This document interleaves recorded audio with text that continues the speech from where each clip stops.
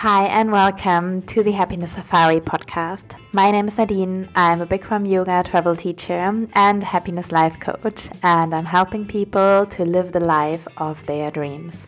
Welcome if it's the first episode you're listening to, and welcome if it's the 36th episode. I cannot believe we already had so many interviews just in the last 6 months. So thank you so much for being here. I'm so happy you are on your journey to happier and healthier life. Today on the podcast, I speak to Birgit from Munich in Germany. She grew up with one sister and 4 brothers, but the relationship with her parents and siblings was not always easy. So she left her hometown Laufen to study health science in Graz, Austria. Since 2012, she lives in Munich, where she found her love, not only her boyfriend, but also Bikram Yoga, which is her life's passion. In the studio Bikram Yoga Munich is also where I met Birgit for the first time. Her biggest wish and dream is to make this world a better place, where we can all live as one, in perfect love, peace and harmony. Birgit and I speak about her childhood and the difficulties with her parents, and how a terrible heartbreak followed by depression led her to having a fulfilled relationship with herself, her family and her new partner. From today's episode, you will learn the importance of inner child work, how to overcome heartbreak, how to find self-love, how to appreciate yourself, how to heal the relationship with your parents, and why nobody can make you happy if you're not satisfied inside. I hope you enjoy the episode. Welcome everyone to the Happiness Safari podcast. Today my guest is Birgit from Munich, and she has a wonderful story of her happiness journey. It has a lot to do with self-love, from losing love, searching for love and finding self-love. And Birgit, I'm so happy that you have the time to speak to me today. How are you today? Thank you very much. I'm fine, thank you. And I'm happy to talk to you today. I'm very glad you're here. And we talked a little bit before, but would you like to tell the listeners a little bit about your journey and when it started, how it started, and what happened? Well, my journey really started in 2011 when I fell in love in the summer with a guy, and it was clear that he would be going on a journey around the world. And then we spent Christmas together and New Year's Eve from 2011 till 2012, and then he suddenly broke up, and it was clear that he would never come back to Germany again, and he split up with me, which really wasted me completely, and it broke my heart completely. And I think I fell in kind of a depression, and it took me a very long time really to recover, but in this time I started to work with myself and to work with the inner child, and this really brought me out, but it really took years and years of hard work. Wow.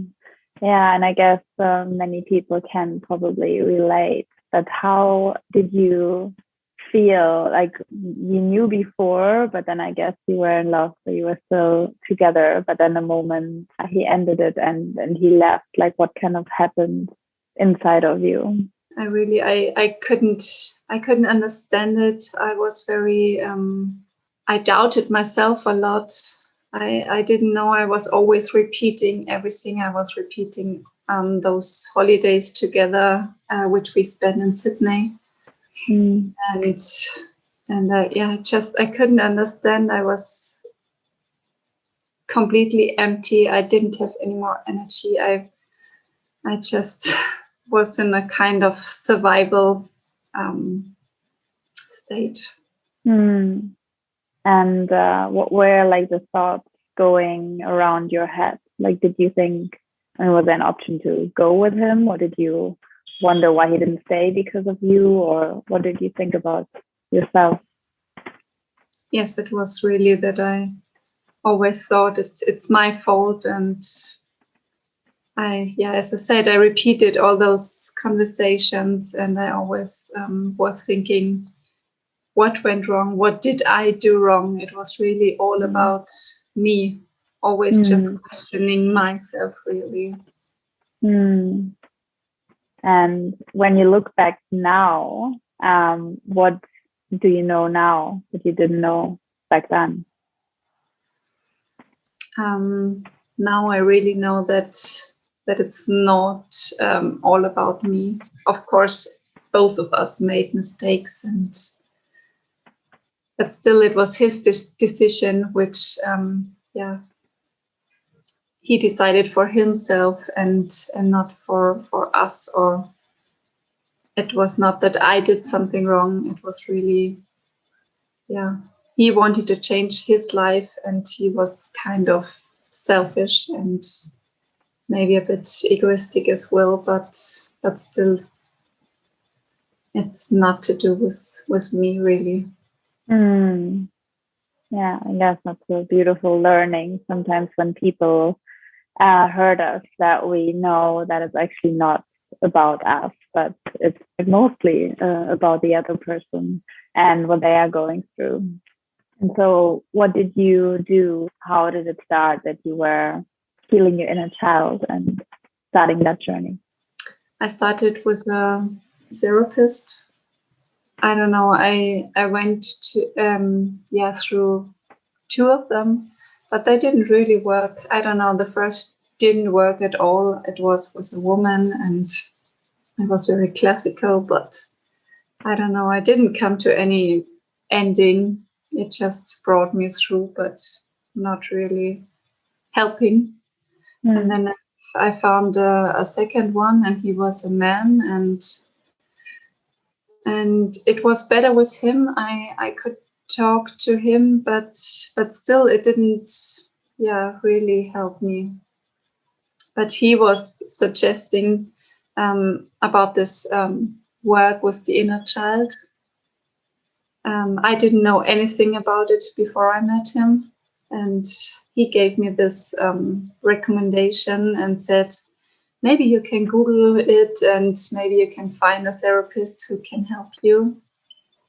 And then I started, really to read about it and inform myself. And I found Simone. She's a therapist, and she's working in Munich. And then I started my therapy with her, and it really changed anything. Wow. Would you like to tell us a bit about like inner child healing? Because maybe people are listening and they're like you and they never heard about that concept and what it even is. She really started from the beginning. She started from my childhood, and we were talking about the relationship between my parents and the relationship between me and my parents and my brothers and sisters, and I saw that there was a lot to repair and a lot of things that I was going through in the childhood and even younger age, and we kind of ordered these things. And then it started really, the relationship with my mother really got better, and with all of my sisters and brothers, and I could feel all this love, and I could feel how much love there is in me, and everything really changed. That's beautiful. And how did you what did she do with you, or what did you do to actually like heal your inner child? did you do meditations, or how did you meet her and heal her? She really got me into all these situations. She was always asking things and found out which things went wrong, and then she brought me really in actual situations which went wrong in my childhood, and I was always just crying and crying, and I could see that all those tears were really healing me. And did you then go back and were like there for yourself? Like, did you, hug your inner child, or did you show her that things were all right, or what did you do? I actually didn't do this with her. I did many meditations at home, like online meditations as well. And they were about really,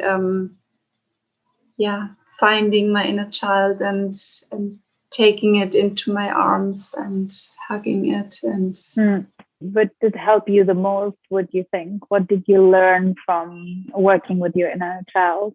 I think I learned a lot how I function, what I really need, what I want. I really found my way back to my parents, to my family, and got this relationship back, because it was a disaster many years, especially with my mother. Wow. And now it's a really loving and really appreciating relationship again, which I actually never had before. Wow, that's beautiful. So by working on, with your inner child and kind of healing yourself, you also heal the relationship outside, basically, with your family and with your mother. Yeah.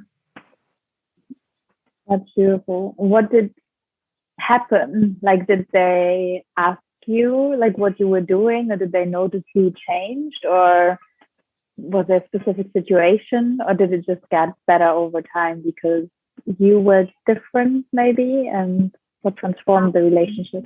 They didn't really ask me, but it was more like feelings. It was, for example, when we met up, it was never before that I would hug my mother or my father.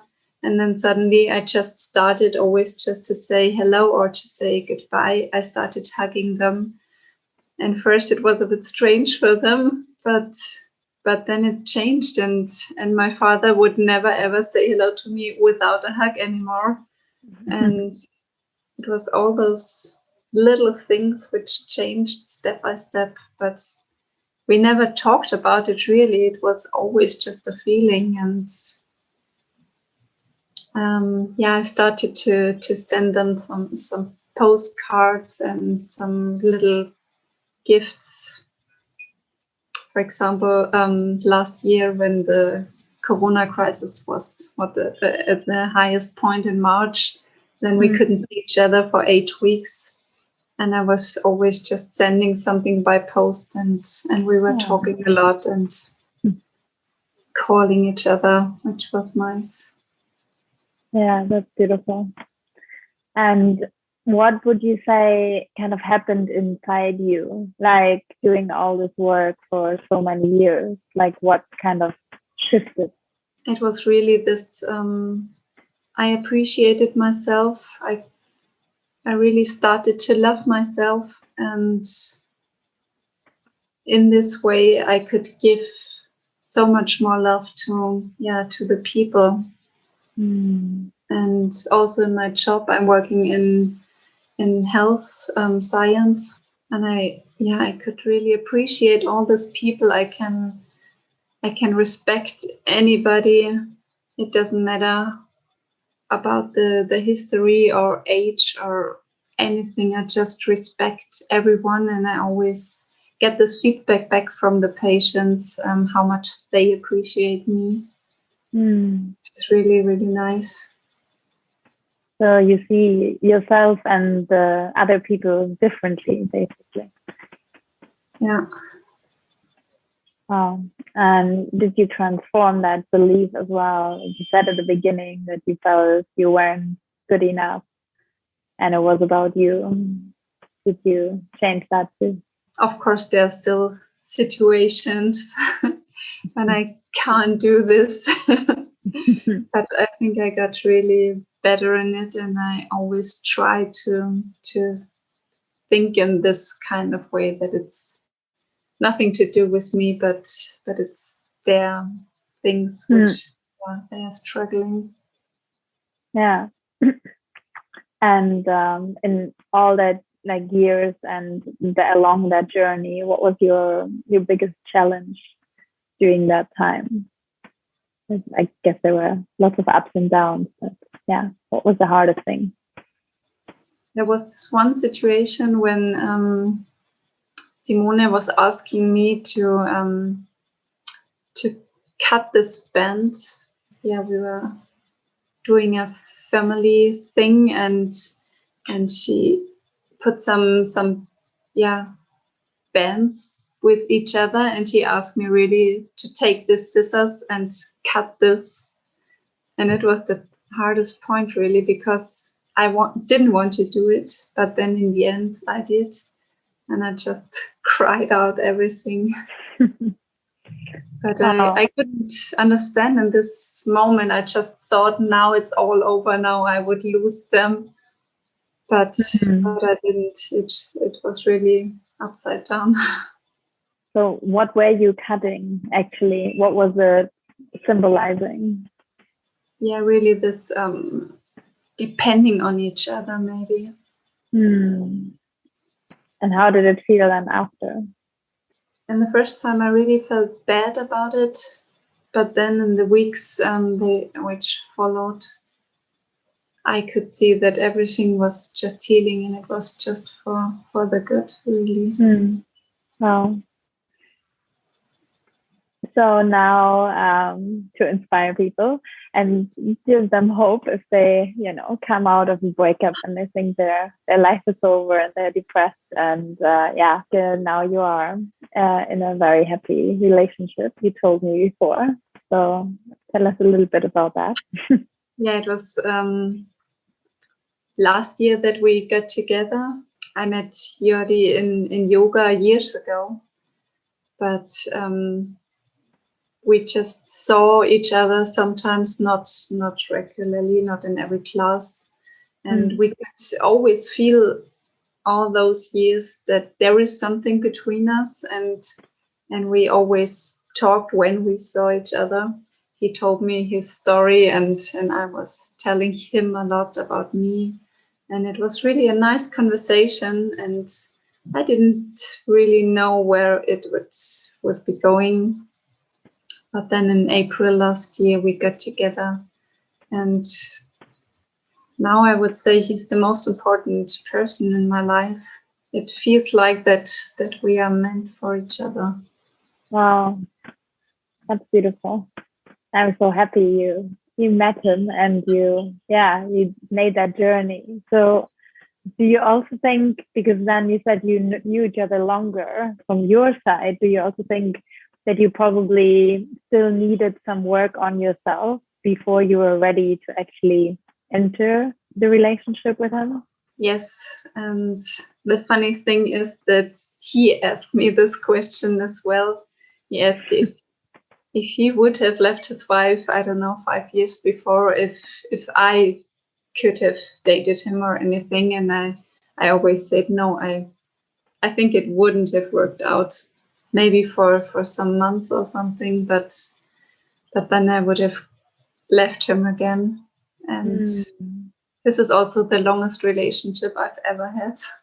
So what would you recommend somebody who maybe just ended a relationship and feels lost, and somebody who doesn't know like what to do next and feels like what you felt and feels all the self-doubt, and what would you say?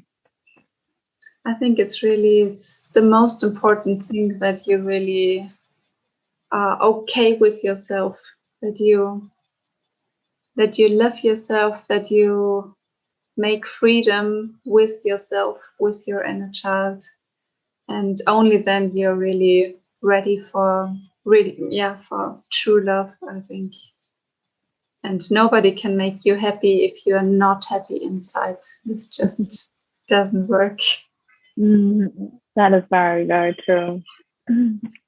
Very, very true. Very wise. Thank you so much for sharing your story. That was super, super beautiful. I'm very happy you did all the work on yourself, and now you're happy within and in a relationship. And at the end of the podcast, I always ask the same 3 questions. So the first one is, what does happiness mean to you? It's a feeling inside, really. There is nothing in the outside which can make you happy if you're not happy inside, really. It's about being healthy. It's about being loved. Love yourself. And only then everything in the outside will come to you. Very good. And what do you do to be happy? I try to have a good work-life balance. Especially, I love my Bikram yoga. I need it really. And I do a lot of other sports and really spend time with my family and with my boyfriend. And there is nothing else. Maybe traveling. That's the only thing I miss a lot since 1.5 years. I can imagine. But so basically, exercising. I mean, we all love Bikram yoga, and spending time with your loved ones. And I guess it's also nice that when you can travel and you can do other things, you still have things you can prioritize and you can do and you have. And the last question is, what was the happiest moment in your life? Wow. Oh, that's really a tough question.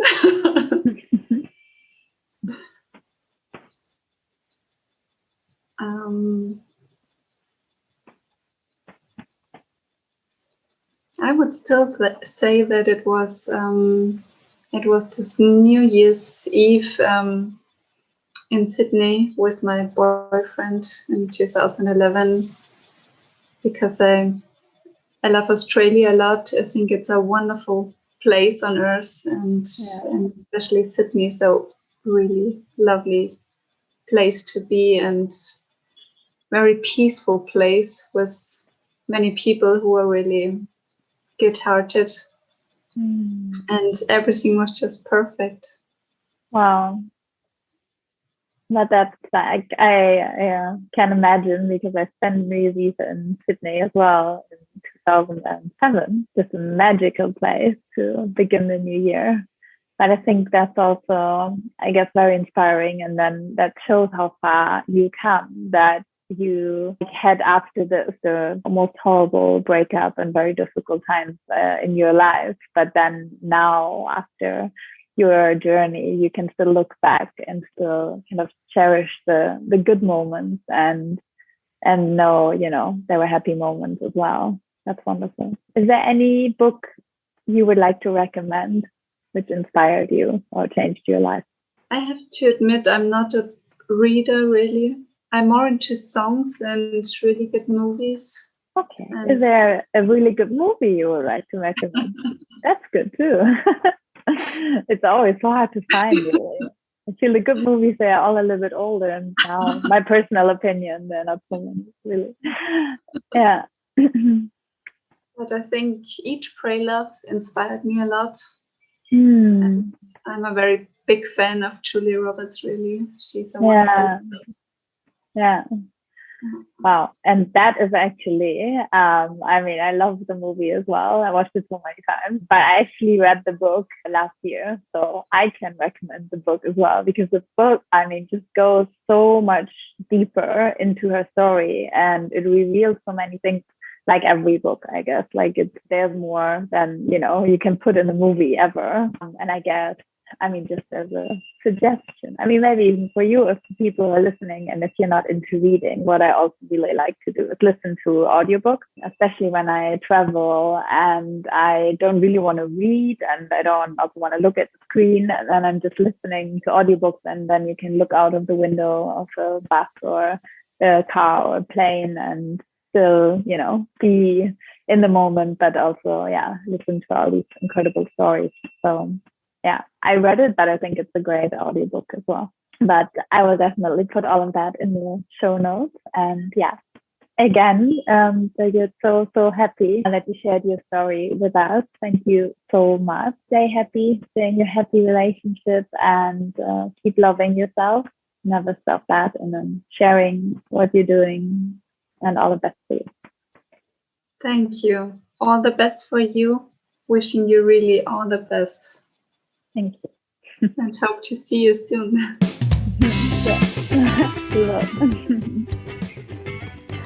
Thank you so much for listening till the end of the episode and the end of the season. This was the last interview, so thank you again, Birgit, for sharing your story. I hope you could take something away for yourself. And I'm really so grateful you're here, that you found the podcast and you're listening. I'm super, super grateful for each and every one of you. And if you haven't subscribed yet, please hit the subscribe button. Please share the podcast with your friends and help me to make the world a happier place.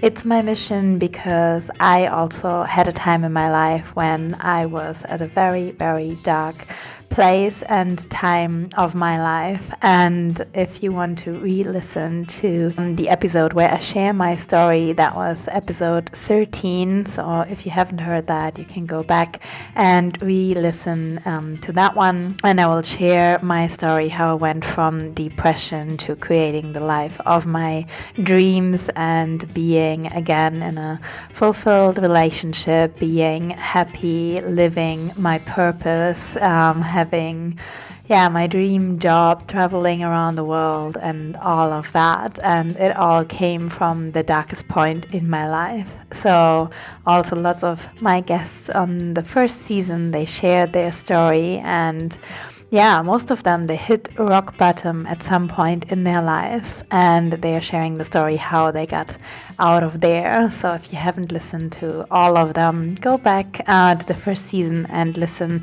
to some of the interviews. We had some incredible guests and super inspiring stories. And you can also watch them on YouTube if you haven't. It's always nice to see the people as well. And for the next season, I'm going to have more solo episodes. So if you want to let me know what you want to have on the solo episodes, what I should talk about, what topics interest you, I do the podcast for you. I want to help you and inspiring you. And if you have any themes, any topics you want to learn more about, let me know. Also for the interviews, I will interview some guests about super different topics for the next season, like psychedelics or Wim Hof method and many other things. So I speak to more coaches, but also just people like you and me who found their happiness somewhere in their life, are still on their journey, finding it every day more and more. And but please get in touch with me on my Instagram. It's Nadine and Yoga. And send me a message. Let me know that you're listening. I love to connect with you. I love to hear from everybody who's listening. And if you meet me and you're listening, let me know as well. And let's have a conversation. But I'm so deeply grateful that you're here, that you found the podcast, that you rated and review. If you haven't, please do so. And thank you so much. So next week will be a surprise episode, and then we start in 2 weeks with the next season, and I'm super, super excited for that. And as always, I have a quote for you from my new favorite book, The Things You Can See Only When You Slow Down, from Hamin Sunim. I will put the link in the show notes for you as well. And today's quote is about our mistakes. Life teaches us through our mistakes. When you make a mistake, simply ask yourself what you were meant to learn from it. When we accept such lesson with humility and gratitude, we grow that much more. And yeah, I love that quote. That is so true, because mistakes shouldn't put us down. You know, I love that quote as well. Success is walking from failure to failure with no lack of enthusiasm. And yeah, so whenever you make a mistake, don't worry about it. Just be aware and ask for the lesson and what you can learn, and then just move on. So yeah, I hope this podcast is helping you, inspiring you, and thank you for being here. And I wish you a lovely day or evening or night, wherever in the world you are right now. And love and namaste.